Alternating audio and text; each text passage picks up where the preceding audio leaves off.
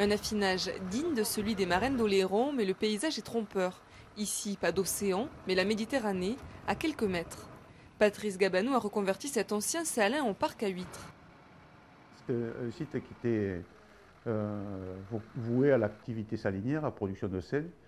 On a reconverti et réaménagé les circuits hydrauliques pour pouvoir arriver à mettre en place sur ce site un élevage d'huîtres.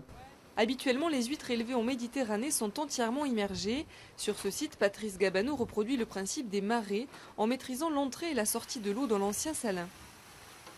On appelle ça l'exondation. On sort les huîtres de l'onde d'eau, ce qui les oblige à se fermer, parce qu'en Méditerranée, elles ne se ferment pas.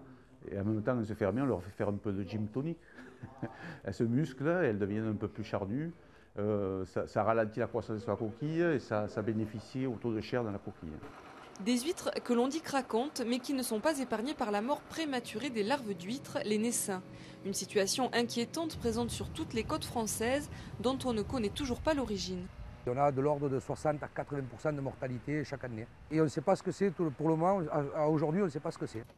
La région représente seulement 10% de la production nationale, mais depuis 4 ans, avec la mort des naissins, la production est passée de 800 à seulement 350 tonnes. Conséquence directe pour le consommateur, l'augmentation des prix. Mais on essaie d'augmenter à peu près tous les ans de l'ordre de 10 à 20%. Une augmentation que Patrice Gabanou appliquera comme les autres. Cette année encore, la période des fêtes de fin d'année devrait représenter 70% de la commercialisation. Un produit d'exception qui pourrait bien, au fil des ans, déserter les tables de réveillon. Belle coquille. Belle coquille.